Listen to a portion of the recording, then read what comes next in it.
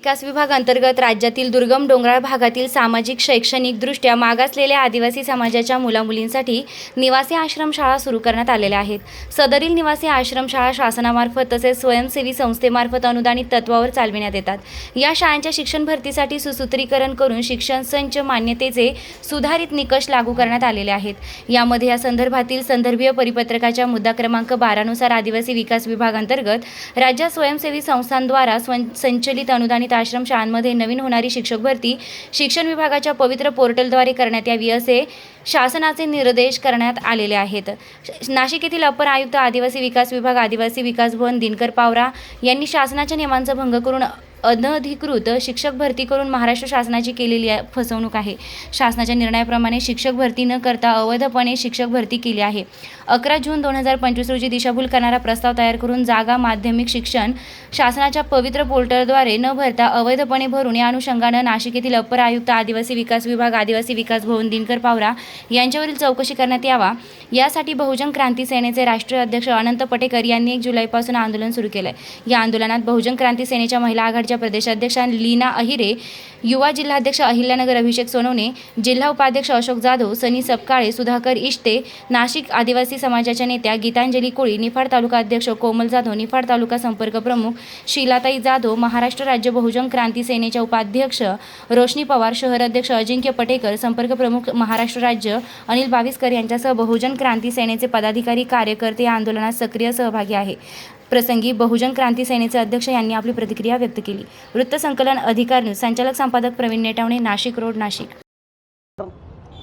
मी अनंत पटेकर, राष्ट्रीय अध्यक्ष बहुजन क्रांती सेना। बहुजन क्रांती सेना या पक्षाच्या वतीने 2 तारखेपासून या ठिकाणी आंदोलन चालू झालेलं आहे।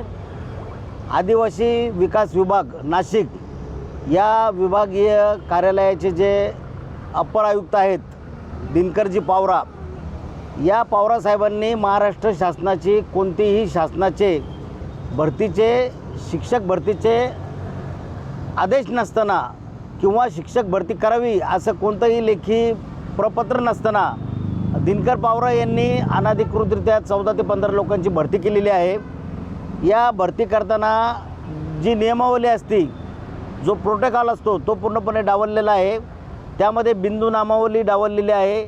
अधिकार नसताना भरती करणं ही महाराष्ट्र शासनाची घोर फसवणूक झालेली आहे आणि या भरती करताना या लोकांकडून आर्थिक व्यवहार झाल्याची आम्हाला दाट शंका आहे। यामध्ये लोकांची लुबाडणूक करणे, फसवणूक करणे हे घातकी कृत्य आहे। एखाद्या क्लास 1 अधिकाऱ्याने असं करणं हे अतिशय चुकीचं आहे। याच्यामध्ये आदिवासी समाजाचं पण मोठ्या प्रमाणात नुकसान होतं। आदिवासी समाजाचे जे लहान लहान मुलं असतात, या मुलांना जो अन्नधान्याचा पुरवठा केला जातो, फळांचा पुरवठा केला जातो, हे व्यवस्थित होत नाही। मुलांना अंडे, दूध वेळेवर मिळत नाही, असं बऱ्याचशा ठिकाणी घडलेलं आहे। आणि यामध्येच शिक्षक भरती चुकीच्या पद्धतीने झाली तर त्या मुलांना जो न्याय मिळायला पाहिजे तो मिळत नाही। यामुळं या भ्रष्टाचाराचं पाळेमूळ आम्ही खोदून काढलेलं आहे। याचे कागदपत्र आम्ही शासनाकडे दिलेले आहे, शासनाकडे याची तक्रार केलेली आहे। ही तक्रार शासनाने लवकरात लवकर निर्णायक भूमिका घेऊन मार्गी लावावी आणि भ्रष्टाचार करणारे, चुकीच्या पद्धतीने महाराष्ट्र शासनाची दिशाभूल करणारे अपर आयुक्त दिनकर पावरा यांना त्वरित निलंबित करावे, या मागणीसाठी आज महाराष्ट्र शासनाच्या विरोधात आणि आदिवासी विभागाच्या विरोधात आम्ही आंदोलन पुकारलेलं आहे। शासन याकडे कोणतंही लक्ष देत नाही, दुर्लक्ष केलेलं आहे।